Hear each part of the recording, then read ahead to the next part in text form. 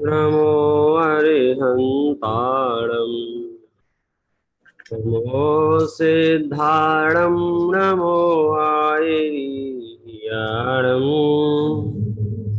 नमो वज्रायाणम्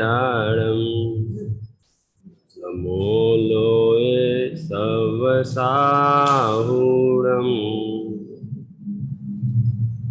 नमः समय साराय स्वानुभूत्या चकासते चित्स्वभावाय भावाय सर्वभावान् प्रचले।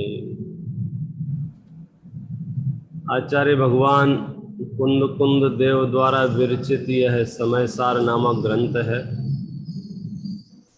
आचार्य भगवान अमृतचंद्र देव इसके टीकाकार हैं।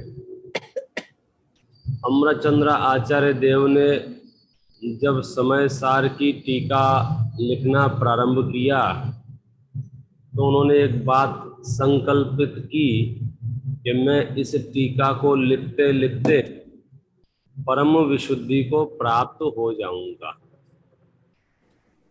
और उन्होंने टीका लिखना प्रारंभ कर दिया। टीका लिखने से परम विशुद्धि को कैसे प्राप्त हो जाएंगे, ये बात जल्दी से समझ में नहीं आती है। क्यों? टीका लिखना तो शुभ राग है। टीका लिखना तो मंद कषाय का परिणमन है। भले ही मंद सही, कषाय का परिणमन है।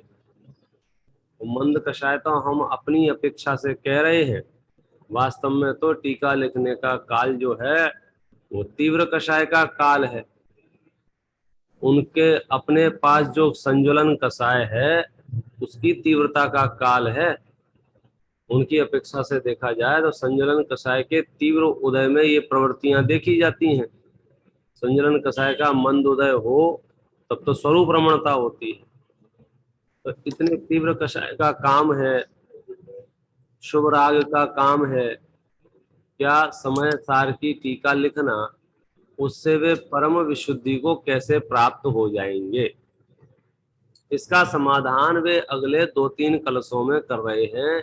कि तुम्हारे दिमाग में जो तरह तरह के प्रश्न उत्पन्न होते हैं ना, जो एक दूसरे के विरोधी महसूस होते हैं, उन समस्त विरोध को नाश करने की ताकत ये स्यात् पदांग के जिन वचन में है। मैं किस नए से ये बात कह रहा हूं, तुम किस नए से ये बात समझ रहे हो, ये बहुत बड़ा श्रुत को समझने के लिए बहुत गहराई चाहिए, बहुत गहराई।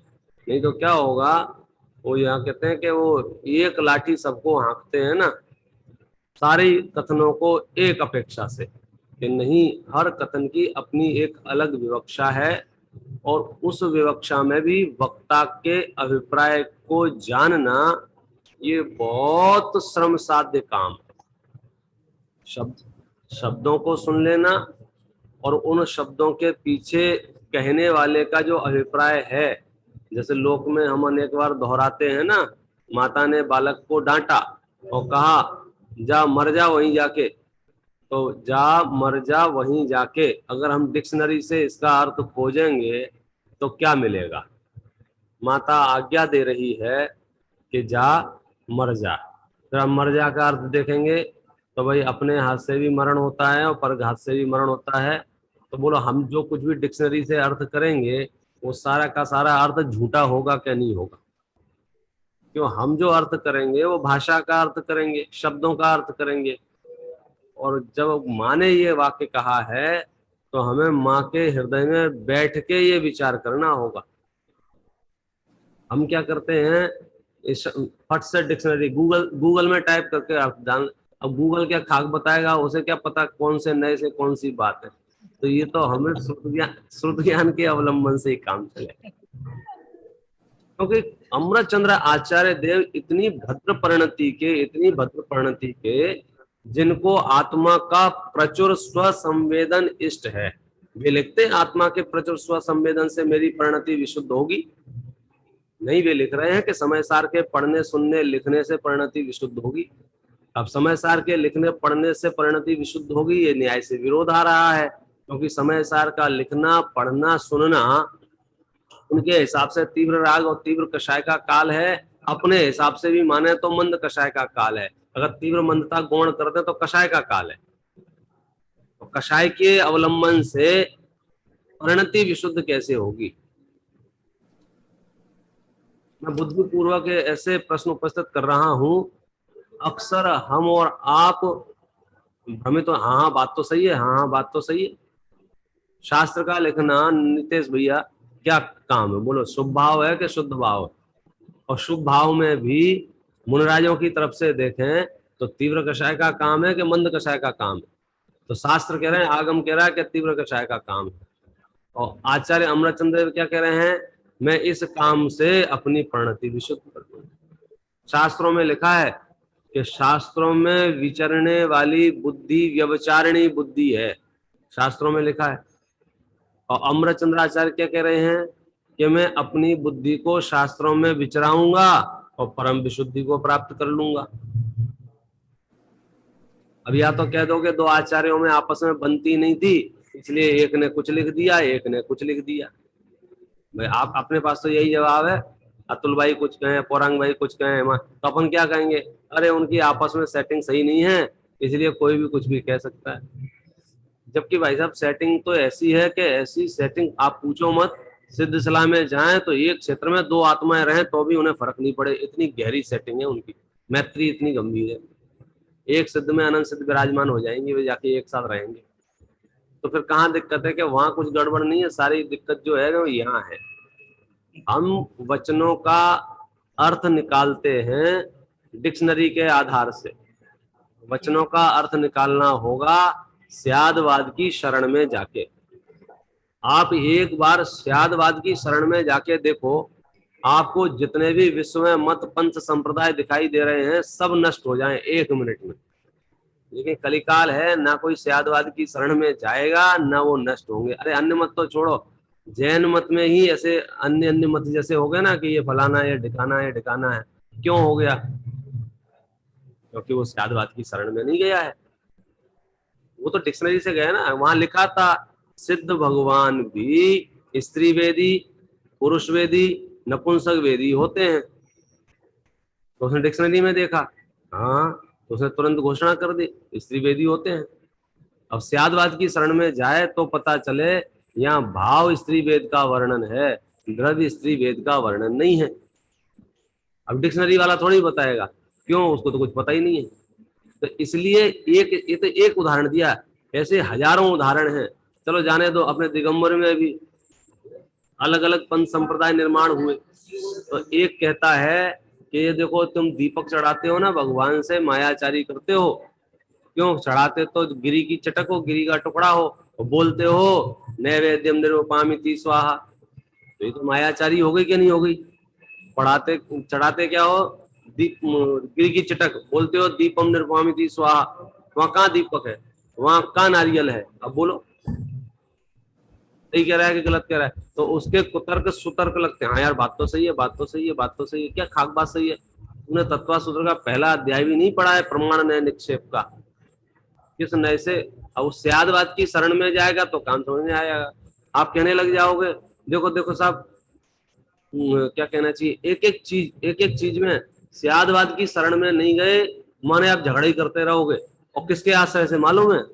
जिनवाणी के आश्रय से। जो जिनवाणी समस्त विरोधों का विलय कर देती है, उस जिनवाणी के आश्रय से माथा फट रहा है। ऐसा लग रहा है और यार ऐसा है, लोग छपाते फिर रहे हैं, पढ़ मत लेना सुन मत लेना लिख मत लेना मर जाओगे। ऐसा क्यों? ये संशय उत्पन्न कहां से हुआ? सिर्फ और सिर्फ यहां से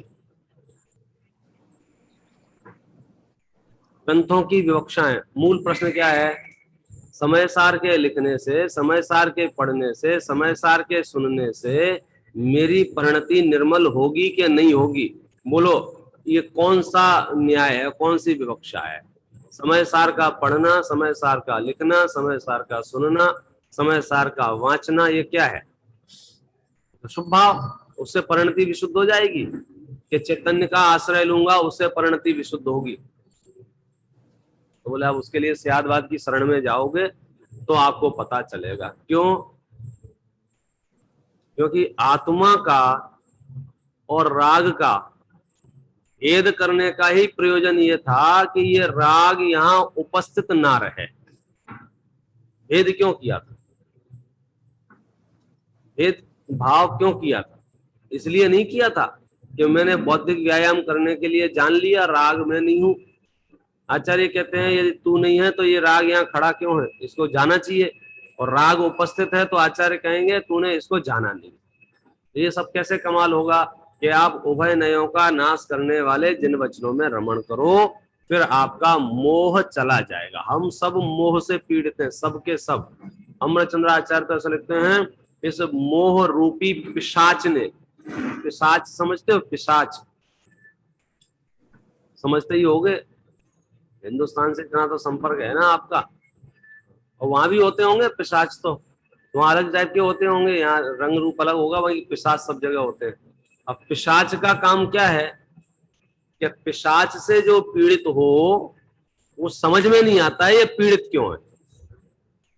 वहां कारण उपस्थित प्रत्यक्ष में दिखाई नहीं देते हैं।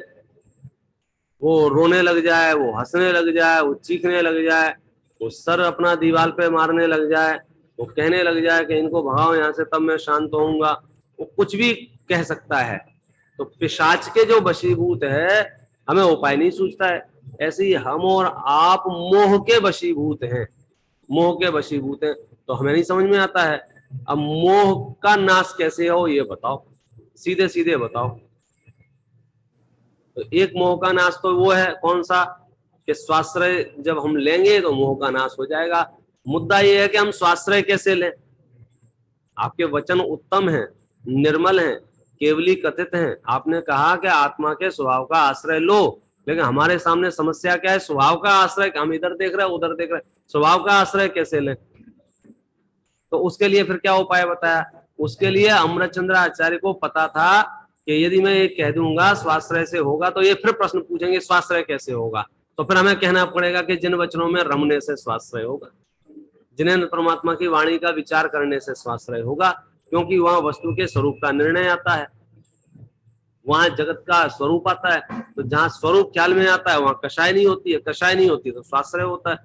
एक दूसरे से लिंक है ये। इसलिए अमृतचंद्र आचार्य ने अपनी भूमिका में आके, जिसको हम निचली भूमिका कहते हैं, निचली भूमिका में आके सीधे सीधे कह दिया कि तुम समय सार पढ़ो, समय सार सुनो, समय सार समझो। एक बार में समझ में नहीं आए दोबारा पढ़ो, दोबारा नहीं समझ में आए तीसरी बार पढ़ो। इससे क्या होगा कि वस्तु स्वरूप ख्याल में आएगा। और वस्तु स्वरूप ख्याल में आएगा तो उपदेश नहीं देना पड़ेगा। तथ्य बताना और उपदेश देना दोनों में अंतर है। कार्य तथ्यों के सम्यक ज्ञान से होता है, उपदेश से नहीं होता है। तो 1 घंटे उपदेश दूं, नितेश भैया आप एक काम करो, 2 करोड़ रुपए का दान कर दो, 2 करोड़ का दान कर दो, 2 करोड़ का दान कर दो। आप कहोगे, आप अंदर अंदर घबराहट हो रही है कि मैं 2 करोड़ का दान कर दूंगा तो मेरे पास बचेगा क्या? मैं तो उन्हीं 2 करोड़ के भरोसे बच्चों को पढ़ा रहा हूँ, उन्हीं 2 करोड़ के भरोसे, मतलब जो भी जिसका भी है। अब मैं दान, सीधा उपदेश देने की जगह मैं आपको ये बता दूं कि आप 2 करोड़ दान दो, 4 करोड़ हो जाएगा। तो फिर क्या होगा? अरे ले जाओ, जल्दी ले जाओ भाई, जल्दी ले जाओ। आप समझे? यहाँ आप अल्प परिग्रह छोड़ो, फिर आपको देवगति का ऐसा विमान मिलेगा, टेस्ला फैसला सब फेल हो जाएंगी। जितनी आयु होती है उतनी स्पीड से गमन करता है। आप समझे? यहाँ तो जीपीएस लगाना पड़ेगा, वहां जीपीएस का चक्कर ही नहीं है। नंदीश्वर ऐसा सोचा और बैठे हवाई जहाज में और उड़ा कितनी स्पीड से, जितनी देर में आप रिचार्ज करोगे ना उतनी देर में तो पहुंच जाएगा। अब देखो, आप दान देना सरल हो गया जीप को, हाँ ले लो, हाँ ले लो। क्यों? क्योंकि पता है ना कि चवन्नी दे के 5 रुपए मिल रहे हैं, क्या बुरा है। लेकिन किसी को पता हो कि चवन्नी दे के 10 पैसे मिलेंगे तो। मैं उदाहरण में सिर्फ इतना कहना चाह रहा हूं, लाभ ख्याल हमें आते ही, स्वरूप ख्याल में आते ही वो कार्य कठिन नहीं है। अब आप ले लो, अब आप सर्वस्व ले लो। 6 खंड की विभूति छोड़ देते हैं, आप 2-4 करोड़ की बात कर रहे हो। 18 लाख हाथी, वो 84 लाख हाथी, 18 करोड़ घोड़े, आप समझे ना, ये सब छोड़ देते हैं। क्यों छोड़ देते हैं? क्योंकि उसमें सुख भाषित नहीं होता है। अब उसमें सुख भाषित कब नहीं होता है? जब जिन वचनों में रमण करते हैं। तो अमृतचंद्र आचार्य देव ने तो सीधे सीधे आपको रास्ता बता दिया, ज्यादा उलझन में नहीं डाला, कि आपको यदि अपना मोह रूपी पिशाच से छुटकारा पाना हो तो। किससे? मोह रूपी पिशाच से। ये इतना भयंकर है और इतना बदमाश है, नाम भी आचार्यों ने बहुत सोच समझ के दिया है। आपको खुद को पता नहीं चले कि मैं पिशाच ग्रस्त हूं, ले अब क्या करोगे? इसलिए उन्होंने तुरंत कह दिया, जो जिन वचनों में रमते हैं वे मोह का, उनका मोह रूपी पिशाच नष्ट हो जाता है। अब वो प्रेरणा स्वरूप अगले श्लोक में जहां तक अपन पहुंच गए थे, वो श्लोक है 23 नंबर का। गजब का श्लोक है। क्या करें? अयि कथमपि मृत्वा तत्त्वकौतूहली सन् अनुभव भव मूर्ते पार्श्ववर्ती मुहूर्तम पृथगत विलसन्तं स्वं समालोक्येन त्यजसि जगति मूर्त्या साकमेकत्वमोहम्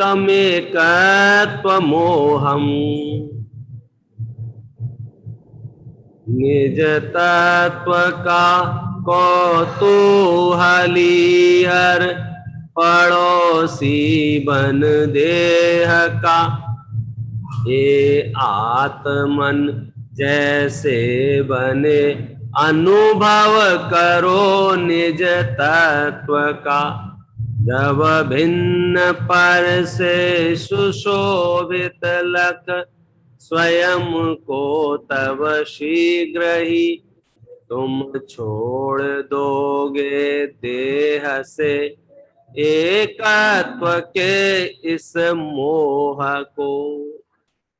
फिर आपको देर नहीं लगेगी ये मोह छोड़ते। कब देर नहीं लगेगी? अयि कथमपि मृत्वा, अरे कैसे भी, कथम अपि कैसे भी, कैसे भी का अर्थ क्या होता है ये आपसे बेहतर कौन जानता है। जो अमेरिका में गए, जो अमेरिका में गए और यहाँ से किन हालातों में गए, ये नए नौजवानों को छोड़ देना, पुराने जितने भी होंगे वो किन परिस्थितियों में गए, इनसे पूछो, ये बताते हैं। रंजन भाई शिकागो बताते हैं, भाई साहब कुछ नहीं था हमारे पास, 10-20 डॉलर थे हाथ में, हमने होटलों में नौकरियां की, फिर ऐसा किया फिर वैसा किया, तब जा कैसे भी मैंने फिर किसी काम में संकोच नहीं आया करने में। क्यों संकोच नहीं आया? क्योंकि हाथ में 2 पैसे नहीं हुए तो करेंगे क्या, हाथ में पैसे नहीं आए तो करेंगे क्या। ऐसे ही यहाँ आपको एक ही विचार करना है, यदि वीतरागता की उपलब्धि नहीं हुई, यदि राग द्वेष नहीं मिटे तो करेंगे क्या, भूखों मर जाएंगे। आप समझो कितनी आकुलता होती है।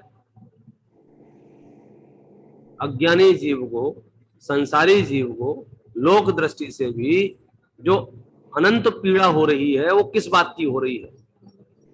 वो मोह रूपी पिशाच आपको पीड़ित करता है। अब वो मोह रूपी पिशाच कैसे जाएगा? उसको भगाने की क्या विधि है? उसको रवानगी कैसे डालेगा वो? कि आप अपनी ओर देखेंगे तो चला जाएगा। अपनी ओर कैसे देखेंगे? ये कहते हैं अयि कथमपि मृत्वा तत्व कौतूहली सन। अरे कैसे भी, वर्ड बहुत कठोर उपयोग किया है, मर कर के भी। अब ये मर कर के भी क्या होता है? मर के क्या होता है चंद्रा अंकल? मर कर के भी का अर्थ क्या है? लोक में जब कोई कार्य करते हैं ना, कोई भी कार्य करते हैं तो कोई कार्य की सिद्धि दुरूह होती है। दुरूह माने कठिनाई होती है। ऐसा लगता है इस कार्य की सिद्धि करने जाऊंगा तो मेरी तबीयत खराब हो सकती है, मैं बीमार पड़ सकता हूँ, मेरी थकान हो सकती है, और भी अन्य, यहाँ तक कि मेरा मरण भी हो सकता है। तो भी यदि विशेष प्रयोजन जाने तो वो लोग मर के भी वह कार्य करता है कि नहीं करता है। ऐसा भी साधन करता है जिसमें मरण होता जाने। तो आचार्यों ने तो यही कहा कि भाई साहब ये ऐसा काम है कि किसी भी कीमत पर करो, किसी भी कीमत पर करो। तो इसको समझ में आना बहुत मुश्किल है। हम ये जो चल रहा है ना, ज्यादातर 99% लोगों का पार्ट टाइम चल रहा है। टाइम मिल गया तो मोह का नाश कर लेंगे, टाइम नहीं मिला कल देखेंगे, परसों देखेंगे, कई लोग बोले अगले भाव में देख लेंगे, अभी मेरे पास टाइम नहीं है, अभी मेरे पास टाइम नहीं है। किसका टाइम, किस बात के लिए टाइम नहीं है? ये मोह रूपी पिशाच को भगाने के लिए समय नहीं है। इससे क्या हो रहा है कि वो मोह रूपी पिशाच और हावी होता जा रहा है, और हावी होता जा रहा है, और वो अपने पैर पसारता जा रहा है, और जो जो वो पैर पसारता जाएगा तो तुम्हारा संकट बढ़ता जाएगा। तो उपाय क्या है कि आपको एक शॉर्टकट देते हैं, ट्रिक देते हैं। किसकी ट्रिक दे रहे हैं? मोह रूपी पिशाच को भगाने की। क्या ट्रिक दिया यहाँ पर कि तुम तो एक काम करो कि थोड़ी देर के लिए, थोड़ी देर के लिए कौतूहलीसन कौतूहल बन के, ऐसे ही ऐसे ही, रियल में नहीं। जैसे बच्चे होते हैं ना, चलो अपन एक काम करते हैं, खेल खेल में डॉक्टर डॉक्टर खेलते हैं। क्या कह रहे हैं? डॉक्टर डॉक्टर खेलते हैं। तो हमें डॉक्टर की एबीसीडी नहीं आती है, तो भी वहां एक पेन रखा होगा, ये हमारा इंजेक्शन है, तुम डॉक्टर बन जाओ, फिर एक मरीज बन जाएगा। ये क्या चल रहा है? ये चल रहा है कौतूहलीसन। कौतूहलीसन माने वे कौतूहल रूप से ही, जिज्ञासावश ही ऐसा कर रहे हैं, उन्हें कुछ नहीं आता पता है। तो फिर वो आएगा, मेरी बीमार हो गया हूँ, फिर वो सुई लगा देगा, हाँ हाँ अब मैं ठीक हो गया हूँ। वो कह रहे कौतूहलीसन। तो जैसे आप जगत में अन्य अनेक कार्य कौतूहलवश करते हैं, कौतूहल, कहीं जा रहे थे रास्ते में तो अचानक से आप उसे वस्तु को हाथ लगा के देखते हैं, देना नहीं है, देना नहीं है, क्यों? एकदम नई गाड़ी लॉन्च हुई, नाम भी नहीं सुनाता है ऐसी गाड़ी, पंख लगे हैं, अब हमको उसको जानना है, तो क्या करेंगे? उसको हाथ लगा के देखते हैं, क्यों?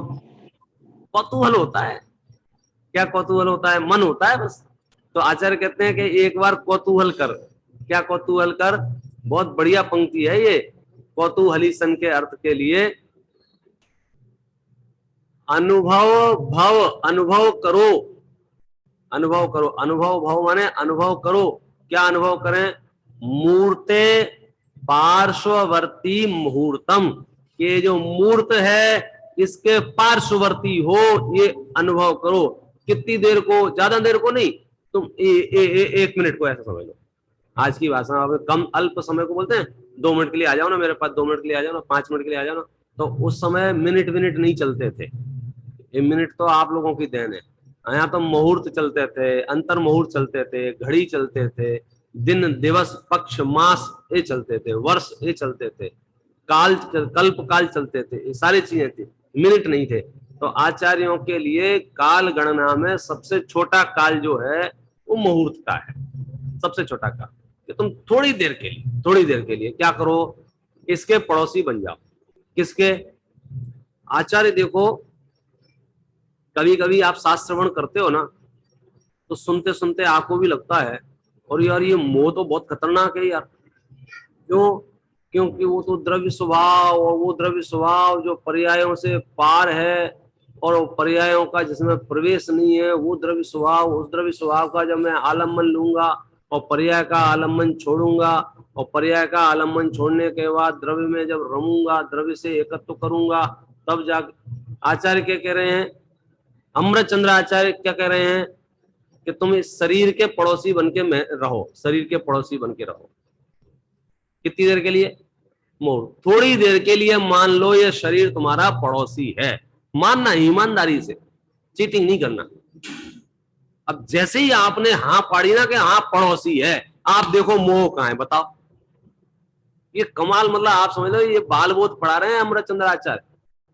ये तो समय सार पंडितों ने कठिन कर दिया है आपको। आपका मोह तुम दबा के भाग जाएगा। क्या करना है? ये जो दिख रहा है ना, ये जो शरीर, ये जो कुर्ता पजामा पहन रखा है ना, ये जो आकार प्रकार दिख रहा है ना, ये जो ये दिख रहे हैं ना, ये आधे सफेद आधे काले हो गए हैं, ऐसा महसूस करो ये पड़ोसी के हैं। मोह भगाने की इतनी शॉर्टकट है। और जैसे ही आप पड़ोसी का महसूस करोगे तो पहले आपको न्याय बनाना पड़े, न्याय माने युक्तियां बनानी पड़ेंगी कि पड़ोसी का महसूस करने का अर्थ क्या होता है। कल फोन आया, बोले हमारे पड़ोसियों को व्यापार में 10 लाख का घाटा लग गया रात के 12 बजे। तो बोलो मेरी नींद खराब हुई कि नहीं हुई? नींद खराब हुई कि नहीं हुई? नहीं, नींद खराब हुई। और अपने 5 रुपए, और अपने 5 अपने 5 रुपए भी गिर जाए तो क्या होगा? तो मुंह से बोलते हैं अरे मर गए कहाँ गए, अरे मर गए कहाँ गए, अरे मर गए। यहाँ 5 रुपए में मर गए मर गए मर गए मर गए चिल्लाता है, वहां 10 लाख चले गए सामने वाले के। हाँ ठीक है, हाँ ठीक है, क्यों? फोन भी आया, अरे हमने सुना है आग लग गई है, आग लग गई, आग लग गई है। नहीं नहीं, चिंता मत करो, चिंता मत करो, पड़ोसी की है, पड़ोसी की है, पड़ोसी। आप समझो बात को, पेपर में छप गया नागपुर में आग लगी, बस इतना सुनते ही फोन आ गया, क्यों नागपुर में आग लगी है? अरे नहीं नहीं, नागपुर में आग नहीं लगी है, वो तो पड़ोस वाले मोहल्ले में आग लगी है। पड़ोस वाले मोहल्ले में आग लगी है, ये वाक्य क्या कहता है? चिंता करने का कोई विषय ही नहीं है। और हम, हमारी चिंता से नसें फटी जा रही हैं। एक कितना ही द्रव्य द्रव्य द्रव्य द्रव्य गुण पर्याय करते रहो, ये जो है ना, इसके पड़ोसी महसूस नहीं करोगे, दौड़ लगाओगे, भागोगे, चीखोगे, चिल्लाओगे, गिड़गिड़ाओगे डॉक्टरों से, डॉक्टर साहब मुझे बचा लो, डॉक्टर साहब मुझे बचा लो, ऐसे हाथ पैर जोड़ोगे और इसके पड़ोसी बन जाओ, फिर समाधि संतारा होगा, फिर निश्चिंतता होगी, फिर आनंद होगा। क्यों? क्योंकि ये जो वेदना है, ये जो कष्ट है, ये जो परेशानी है, ये पड़ोसी को है। हम बाकी बातें सब बाद में करेंगे। आचार्य अमृत चंद्र देव कितना सरल, मैं तो कहता हूं कि जिनागम अति सरल है, अति सरल। बच्चों का खेल है सम्यक दर्शन करना, तब तो 8 साल की उम्र में हो जाता है ना। ये 60 साल की उम्र में कठिन क्यों हो रहा है? क्योंकि हमें समझ में नहीं आ रहा है हमें करना क्या है। हम समझ रहे हैं कोई द्रव्य है, वो स्वभाव है, उसमें बैठना है, थर्ड पर्सन की बात चल रही है। नहीं नहीं भाई साहब, ये जो है ना, क्या करना है? ऐकथमपि मृत्वा तत्व कौतूहली सन् अनुभव भव मूर्ते पार्श्ववर्ती मुहूर्तम। अनुभव भव, अनुभव करो, अनुभव हो, भव माने हो, अनुभव माने क्या कहते हैं, फीलिंग, एक्सपीरियंस, उसको महसूस करो। ऐसा कह रहे हैं, क्या महसूस करें? मूर्त है, मूर्त है माने जो मूर्तिक हैं, जिनमें स्पर्श है, जिनमें रस है, जिनमें गंध है, जिनमें वर्ण है, उनको बोलते हैं मूर्तिक। समस्त पौद्गलिक रचनाओं का एक नाम है मूर्ते। समस्त पौद्गलिक रचनाओं का, जैसे समस्त प्राणियों को जीव कह देते हैं, ऐसे समस्त रचनाओं का क्या नाम है? मूर्ते।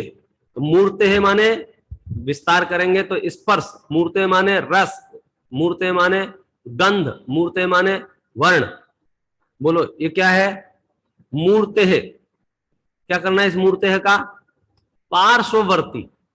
पार्श्ववर्ती माने पड़ोसी। आप रूप वेदन नहीं करना है, पड़ोसी।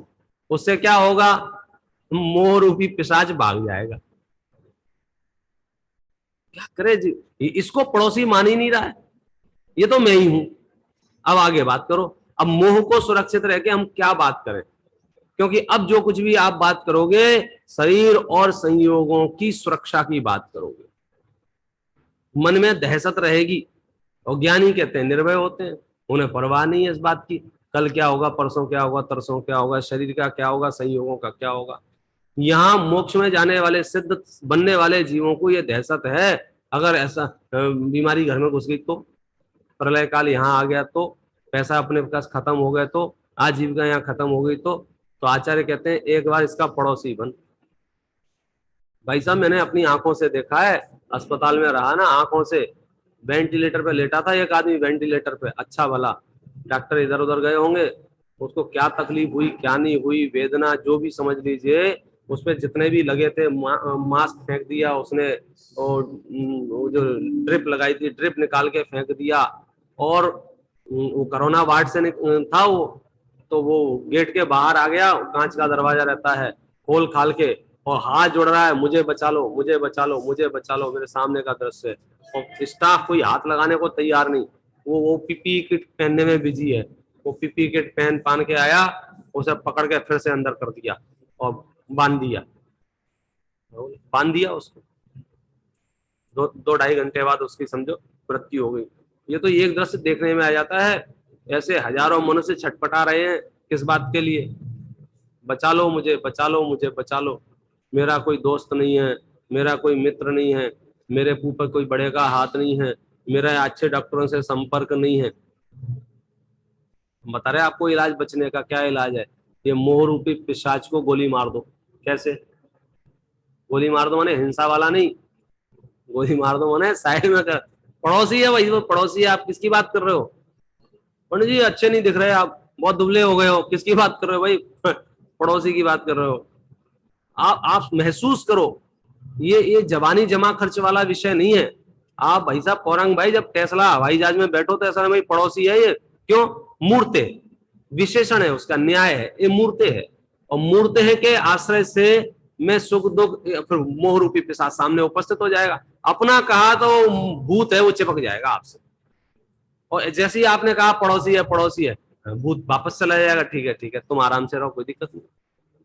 अनंत आकुलता का कारण है सिर्फ इतना सा कि जो वस्तु मेरी नहीं है उसमें मैं अपनापन कर रहा हूं, और उस अपनेपन को मैं दूर भी भगाना चाहता हूं। जितने भी बैठे हैं ये सब मोहनाश करने के लिए बैठे हैं, लेकिन विधि क्या है मोहनाश करने की? अमृतचंद्र आचार्य से पूछी क्या विधि है? पहली विधि क्या बताई?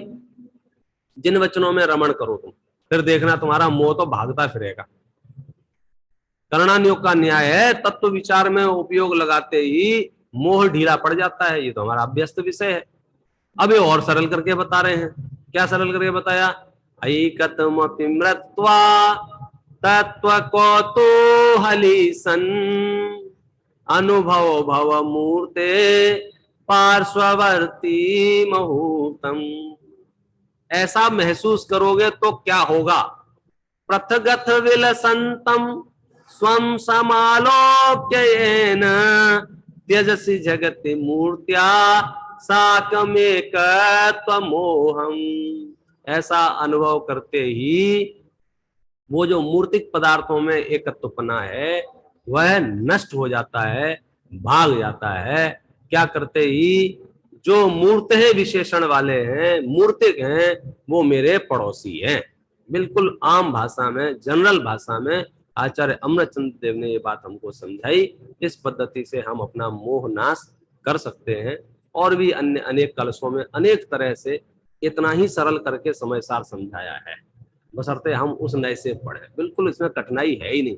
आप ये समझ लो, याद रखो, 8 साल के बालक को सम्यक दर्शन हो जाता है। 8 साल के बालक में कितनी बुद्धि होती, कितनी अकल होती है, बोलो आप समझ लो।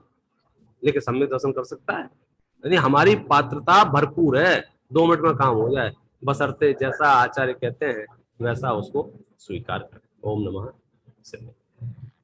बहुत बढ़िया विपिन जी। अब मैं विपिन जी को कहना भूल गया, कल प्रवचन नहीं है, कल प्रतिक्रमण होगा, सोमवार और मंगलवार को है, मैं उनको बता दूंगा। ठीक वो यही हो गया, मैसेज आया ना कि संडे को नहीं होगा, तो मैंने गलत अनुभव कर लिया। हमने अपना संडे लिया, वो आपका संडे था। मैं समझ गया, कोई बात नहीं, अपना सब ठीक हो गया काम क्रमबद्ध के अनुसार। बस वाणी के ज्ञान ते सूझे लोकालो सो वाणी मस्तक नमू देखी।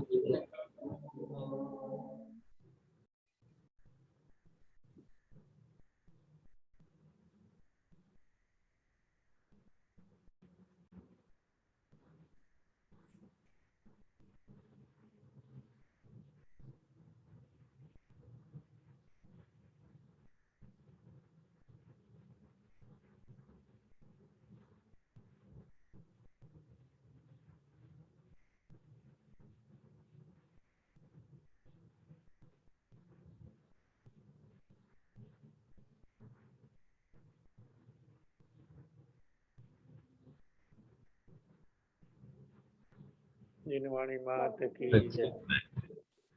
जय जिनेन्द्र एवरीबॉडी। जय जिनेन्द्र।